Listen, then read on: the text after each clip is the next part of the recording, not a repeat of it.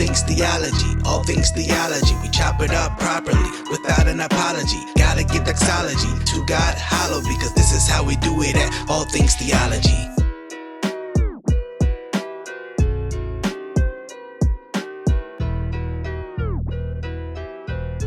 Yo, grace and peace, guys. Welcome to another episode of All Things Theology. I am your host, Kdub, and today we have quite an interesting videos to discuss and review. You guys know how I do. I try to provide a helpful review for you so that it would help you grow in your theology, right? But before we get to that, I just want to thank you guys for listening on. If you're listening from the podcast apps, thank you. Please continue to do so. Please continue to share it out. If you're watching on YouTube, please continue watching. Leave a comment, like this video, subscribe if you're not. It just helps with the videos going out, and I hope that this material is a blessing to you, so that you would want other people to hear it, and other people grow in their theology, and so other people to hear what this content is producing. So thank you guys for watching and listening. But without further ado, let's get into the topic. If you've been watching this channel for a couple of weeks at least, you've been seeing that I've been responding to Abraham Piper. Abraham Piper has recently got famous for making videos kind of responding to what he believes is fundamentalism, Christianity, and evangelical Christianity. Abraham Piper is an apostate. He once professed the faith and then denies it. And from my understanding, he did that twice. But New York Times actually published an article about him, kind of just expressing the popularity and the TikTok videos and all that. I don't have a TikTok. That's not my thing. Hey, if that's your thing, cool, awesome. That's you, whatever. But actually, from people who've been in Christian circles for a while, you might know Abraham Piper. The name might even sound familiar. That is John Piper's son. And so I've expressed my thoughts on that whole situation before. I'm not going to go around doing it again. I know many people have differing thoughts, and that's their persuasion. But yeah, let's just get into it. Let's just see what he has for us this time. You just knocked a glass of wine off a table at a friend's house. There's nothing more comforting in that moment than to find out it doesn't matter. For them to say, no big deal. It can still matter to you, which is why you're bustling around cleaning up glass and dabbing the red wine with white wine, life hack alert, but it doesn't really matter. Now, strangely, it can actually feel gratifying to solve this problem you caused. But if your friend was pissed or sad about the broken glass or the spilled wine, it would still matter, but in a stressful way. It's the exact same way with life. The universe. So if you're kind of confused, he's offering this. We're going to get into it more. I'm not going to call it what it is now, because you will see. But he's saying nothing really matters. He tries to give this analogy of spilling wine on the on the floor. It doesn't really matter, but it kind of matters if it matters to you, because you're the one cleaning up. So I guess it matters, but it really doesn't matter. It's just stressful matter. It's kind of confusing if you're following along. I'll tell you what, if you spill juice or wine or whatever on my floor, it's going to matter. And guess what? You're also going to be cleaning it up. You don't get to tell the person. I mean, I would love to see him go to someone's house, actually say something like this. I doubt he would even say this. I mean, he believes it, but he won't. I doubt he lives like what he's saying right now. Imagine just sipping the wine, just, oh man, that's some great sangria, there's some great wine here, and oh man, I spilt it up. Hey dude, what you do to my floor? Hey man, chill. It doesn't even matter in the end. You're just stressing yourself out. Guess what? You probably won't get an invite back because you're a jerk, and I would say rightfully so. Yeah, whoever didn't invite you back probably will be justified. But yeah, I doubt he lives like this, But let's continue. Is our host, and they've said no big deal. But look what it says. The universe is our host, and they've said no big deal about everything. First of all, he's assuming the universe is the one determining what matters. No big deal. Who's this universe? See, once you've rejected God, you don't stop becoming religious. Look how religious this statement is. He's ascribing some kind of power, some sovereign over humanity. And And in his world, the universe, whatever that is, because the universe doesn't speak. The universe is. The stars don't speak to you. Uh, Whatever you want to describe the universe is kind of this. Like I said, you don't stop becoming religious once people become apostate, once they reject the Christian faith. But in his world, the gods have said nothing matters. Yeah, do what you want about everything.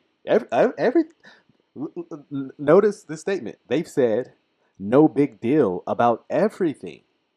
Everything, Abraham. If nothing matters, why should we care about injustices? Should we care about rape? Should we care about those kind of injustices? Did they say no big deal about that? Murder? No big deal. Doesn't matter. About everything. I'm going to hold you to it. I'm going to hold you to it. Everything. Our ultimate host is not pissed or sad. They just don't care. And who is this ultimate host? How do we even know this? How do we know the ultimate host? Let me step into your worldview. How does we know the ultimate host isn't pissed, is it sad, or doesn't care? How did you come to this revelation? Nothing really matters. And if nothing really matters, why'd you make a video trying to explain or even convince or expressing nothing really matters? Because guess what? This video doesn't matter in your worldview. So it's really self-contradictory to even make a video very passionately in the cold and I believe it's in somewhere in Minnesota, I believe, expressing to your thousands of followers on TikTok, nothing really matters. Guess what? This video doesn't matter in your worldview, and people watching the video doesn't really matter in your worldview, which is really just a contradictory. It's a self-refuting, statement. To say nothing matters. Because guess what? The statement doesn't matter. What gives us the freedom to feel our own meaning. Hold on, whoa. But it doesn't matter. Who cares about your freedom? Not the universe or the host and, whatever that means. Who cares about your freedom to feel your own meaning? Guess what? Because even once you find it and you feel free to do it, it doesn't matter. In your worldview, that is. And guess what? The universe has said no big deal to everything. Like I said, this is a load of self-contradiction. And I know that Abraham prides himself on being very philosophical, but it's a philosophical mess. Feel it with ease instead of a sense of fear or guilt. But it doesn't matter. This, my friends, is the motherfucking gospel. You like good news? The universe doesn't... Sorry, I tried to... I told myself for this video to warn my listeners, because I know that kids do listen to the show, and I want to say I'm sorry for not warning people, but there you go. And I think there will be another use of foul language in this, so please do forgive me for my listeners, but notice what he says. This is the gospel, the good news. What does he describe as the good news is? Nothing matters. Wow. Wow. The shit. On the flip side, if there were ultimate meaning in the universe, life would be completely pointless. And his next video is he's gonna go more into that point. And I'm gonna show you how he contradicts himself. That's for another video. Come along if you want to. In the meantime, take a deep breath. Nothing matters, so anything can. Wait. Nothing matters, so anything can? If nothing matters, then nothing matters. It's not nothing matters, so everything has meaning. No, that's a self-contradiction. That is contradictory, Abraham. Let's get into his next point, because now he's going to address the point about... hold on, let's just let him play. If the universe had a meaning, your life would be pointless. 3 reasons. All right, so if the universe actually has a meaning, your life would be pointless and meaningless. You following along, right? Here's why. Here are the reasons why. If the universe has a meaning, your life would be meaningless or pointless, as he says. 1. Being aware of an ultimate meaning would be a fucking spoiler. We'd know the whole.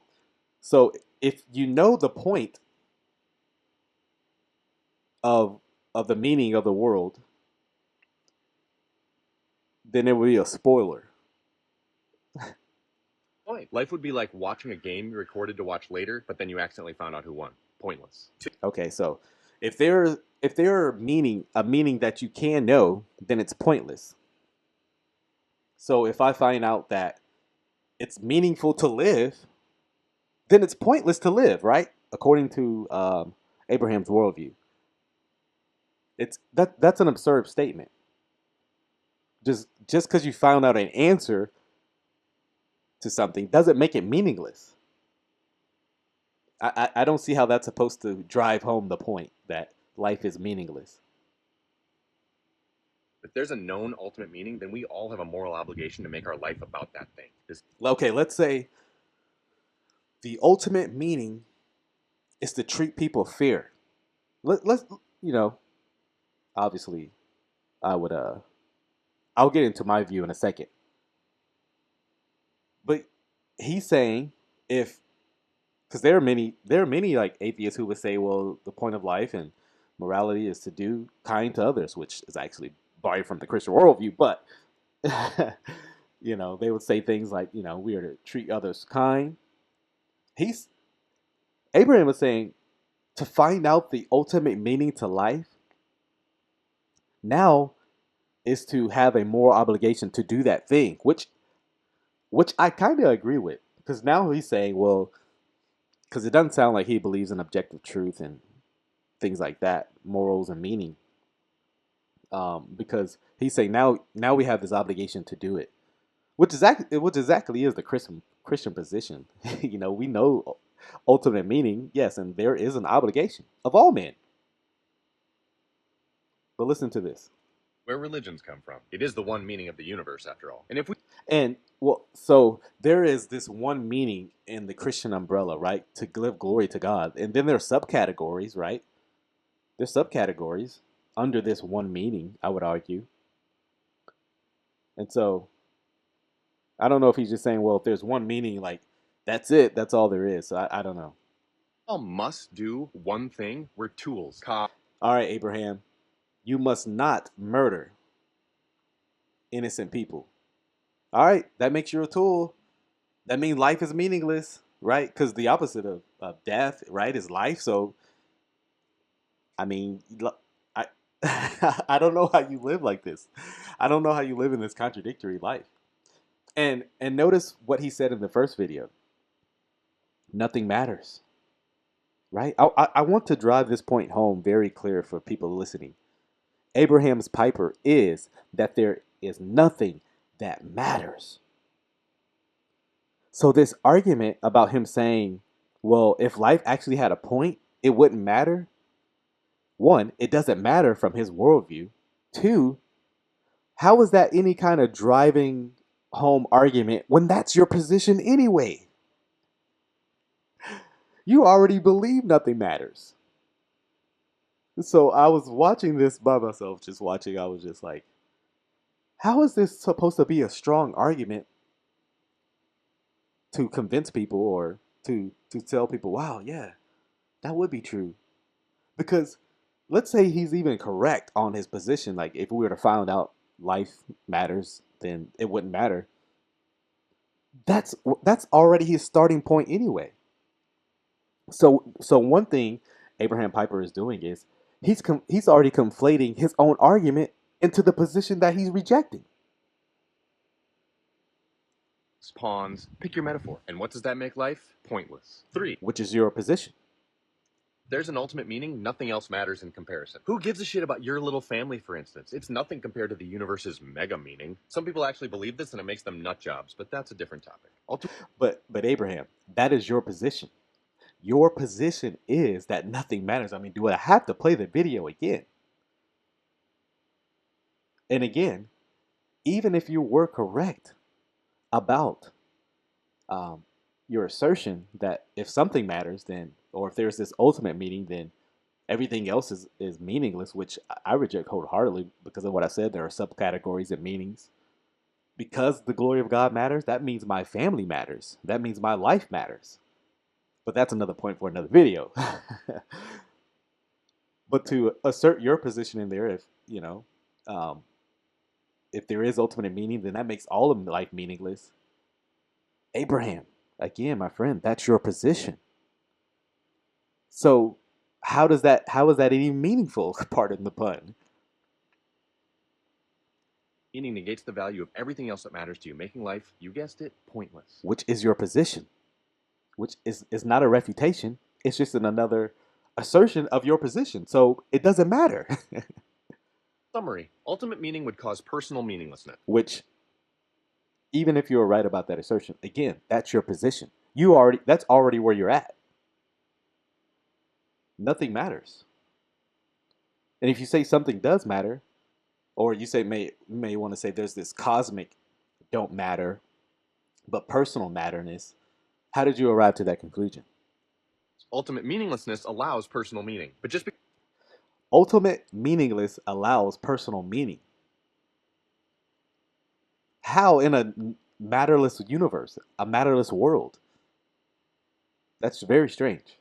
Ultimate meaning would suck doesn't mean it's not real. Lots of things are real and suck. Fortunately, it's also logically impossible. But I'm out of time, so that's for another video. It's logically impossible. That assumes a lot. That assumes that there is a rationale that all men are to be to think. Sorry, let me rephrase that. That assumes that there is a logical rationale that all men are obligated to be thinking about, which you already object to in this video. So talk about logical impossibilities. Let me say this before I play his next statements, his next video. What Abraham Piper is espousing in this video is nihilism. Let me explain nihilism to some people who are maybe not be familiar with nihilism. And there are different forms of nihilism, and I'll go over that here in a little bit. I am reading this about allaboutphilosophy.org. I thought this was worded greatly. But nihilism derives its name from Latin root nihil, something like that, meaning nothing, that which does not exist. The same root word is found in the verb annihilate, right? To bring to nothing, to destroy completely. Nihilism is a belief which labels all values as worthless, therefore nothing can be known or communicated. Associates itself with extreme pessimism and a radical skepticism. The German philosopher Friedrich Nietzsche, he lived from 1844 to 1900, is often most associated with nihilism. He writes, every belief, every considering something true is necessarily false because there is simply no true world.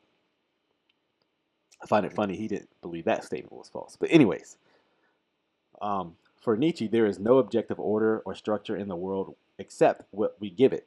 So he was saying that there's no objective truth, only things we, I guess, kind of arbitrarily give meaning to.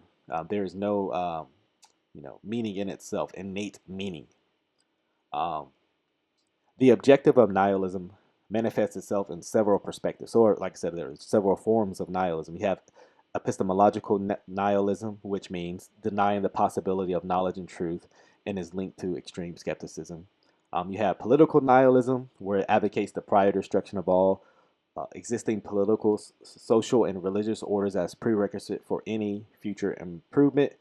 And let me say this while I'm bringing up different forms of nihilism. A lot of nihilism kind of interwoves, and you will have all many forms of this kind of embodied by one person. So I think you could definitely see a few of these in Abraham Piper's, but specifically, I think one gets to the heart of what he's trying to communicate.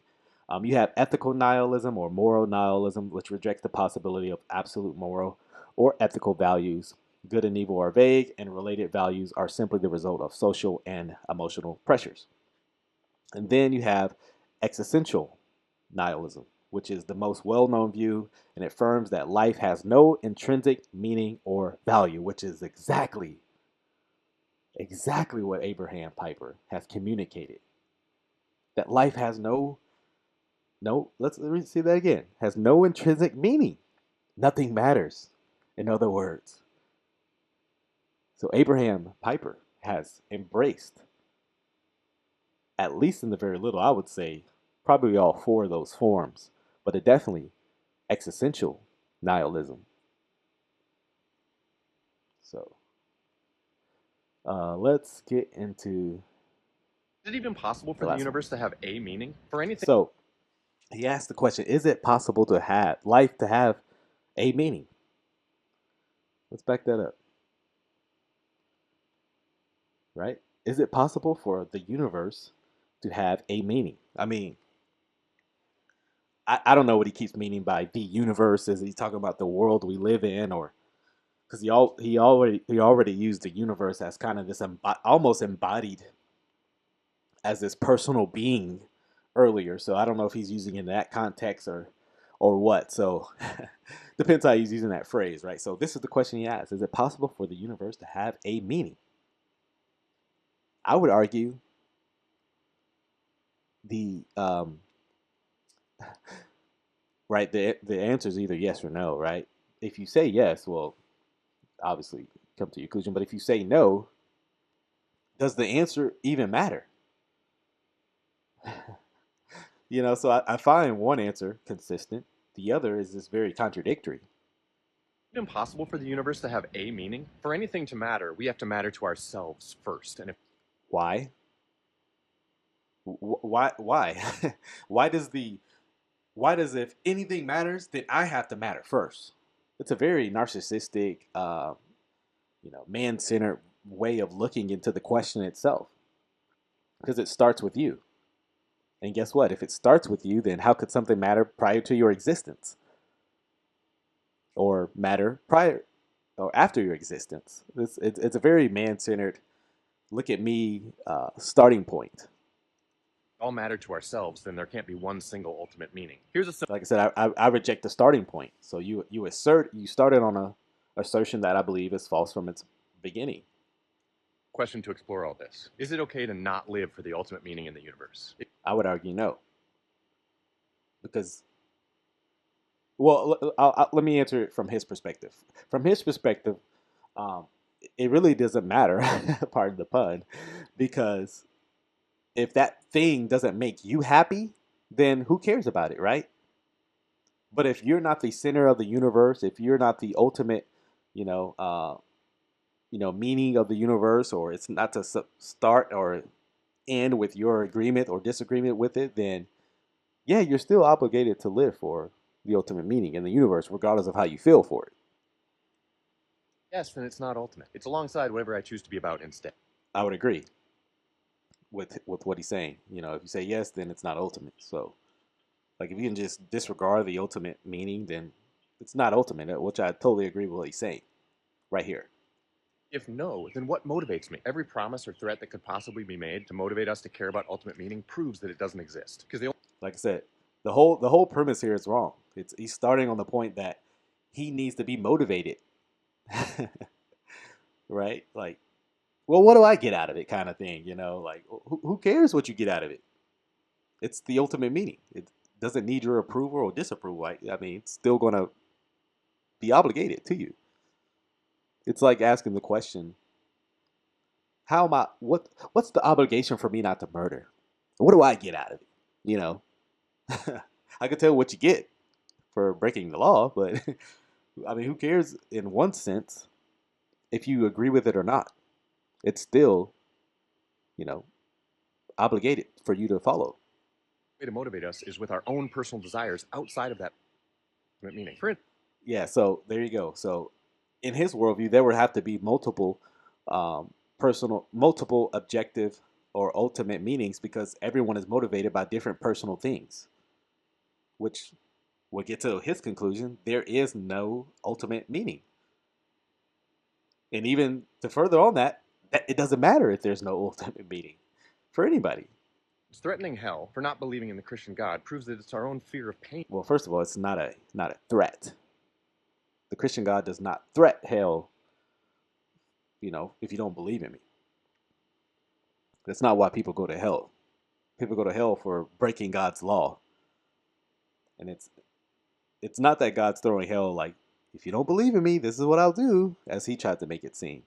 Because God's trying to get kind of pain compliance to motivate you. That's a very misconstrued way of reading the Bible. Motivates us. We are the most fundamental things that matter to ourselves. Even if we You see how sin makes it all about I?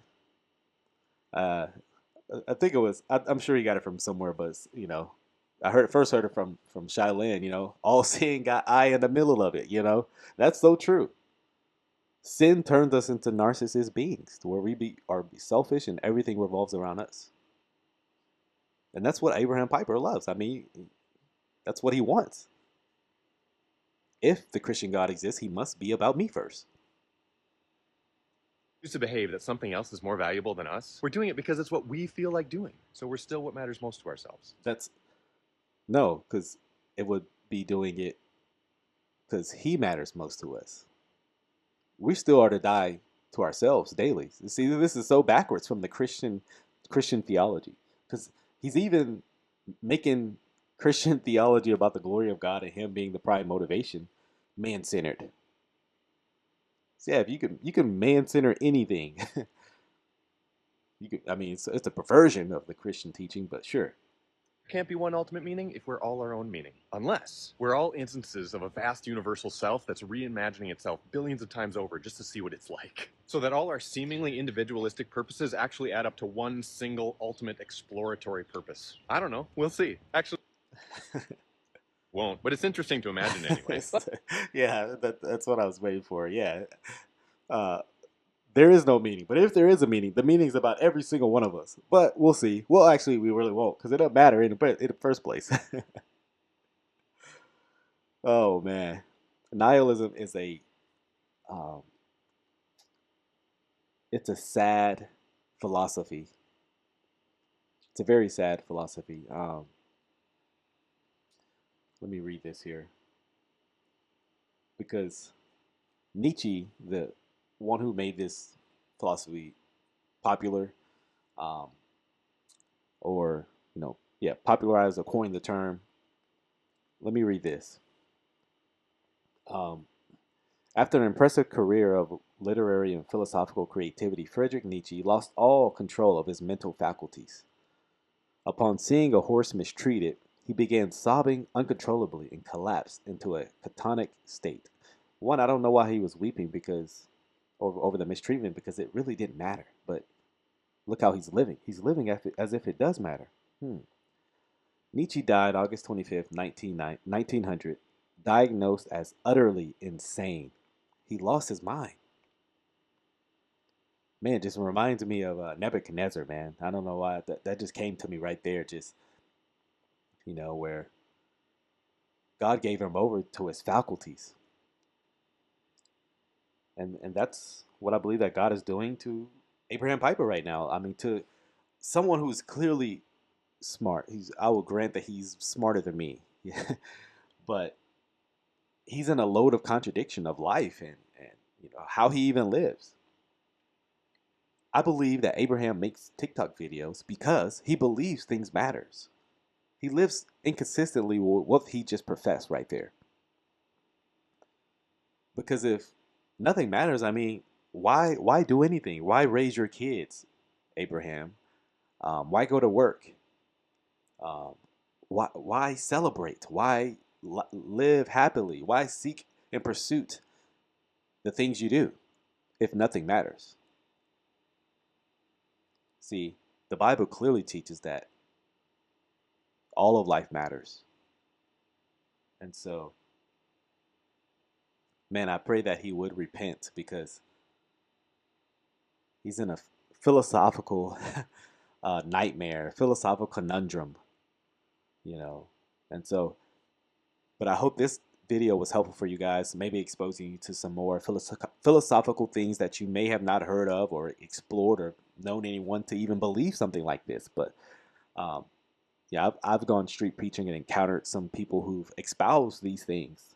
I once, heard someone express that, nothing matters, and that people aren't born with any intrinsic value, and I said to him, if people aren't born with any intrinsic value, then a potato and a baby have the same kind of worth. And he was like, yeah, that's right.